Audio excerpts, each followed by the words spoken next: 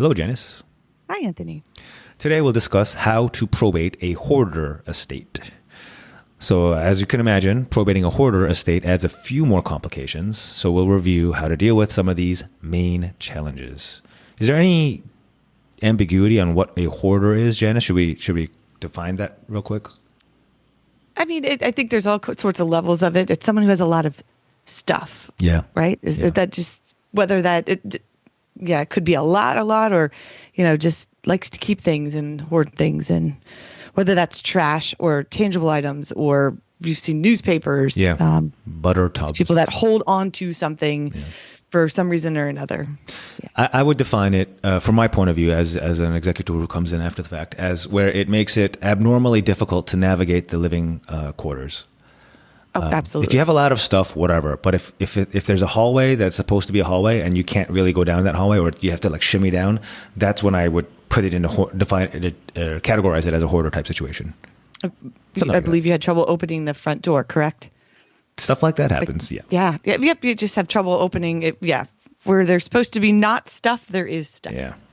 Yeah. All right. So first we'll talk about how much does it cost to clean a hoarder's estate. So on average, it's going to cost 2 or 3 times more to clean out a hoarder's residence or quarters than an average place. So what does that mean? It means if you have a 1-bedroom apartment, the cost of cleaning that out will be more along the lines of what it would cost to clean out a 2 or 3-bedroom apartment. Similarly, if for a house, 2 or 3 times the square footage of what the house would normally cost. And if you're wondering why, it's just more stuff. I mean, it is more stuff. So you need more guys, you need more trucks, more dumpsters. You have to pay the garbage dump more for more weight. loads. Mm-hmm. Right. It's weight. You have to put it somewhere. Yeah.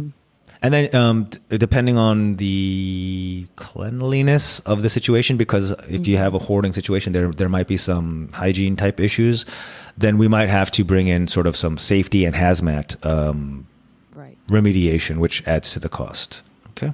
Which you usually find that out at the end after paying the 3 to 4 times to move everything, and you find out what's actually underneath.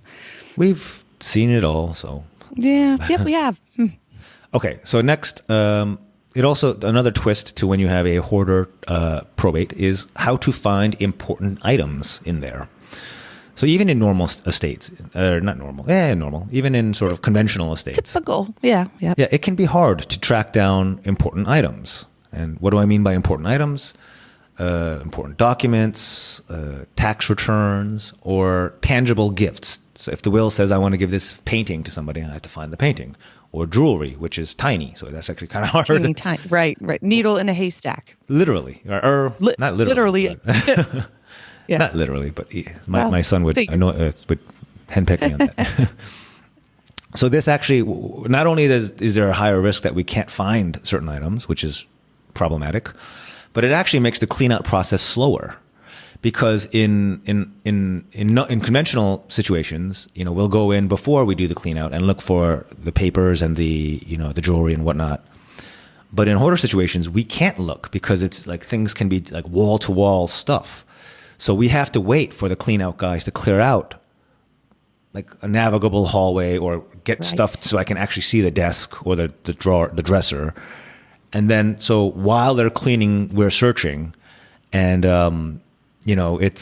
it makes the clean out. It adds to the moving parts of the clean out process, and it kind of reduces our chances of being able to find something. Yeah, absolutely. So that's more time, more money, more just trying to look for things. Yeah, and even if they're in a safe place, such as a safe or something, you may not be able to see that safe under the hoarding situation and whatever's in there. So lastly, another twist when you have a hoarder estate is how to protect a hoarder's reputation during probate.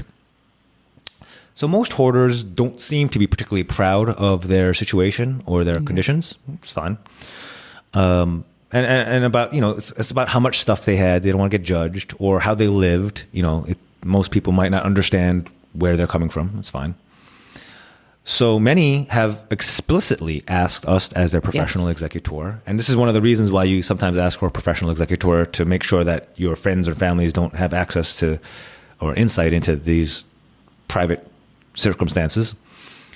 So many have asked us explicitly to make sure to sort of hide their situation from family and friends to protect their reputation, which is great. I mean, not great, but we're happy to do that. That's why we're here. Absolutely. Yeah, you do feel bad, especially when they've asked. I mean, absolutely, that's our job.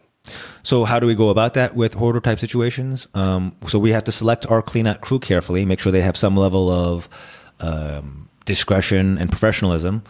And usually when we have a good team and we give them the instructions, hey, we're trying to make sure that nobody doesn't get a good look at this. They do a good job. Sometimes they set up barriers or have a guy standing kind of by the door or by the, to make sure that sometimes you'll have neighbors like, hey, what's going on in there? Yeah, what's going on in there? Yeah. Hey, I just want to take a peek. Yeah. I guess Mrs. Smith had a lot of stuff. Like we do our best to move it along, nothing to see here kind of deal. Nope.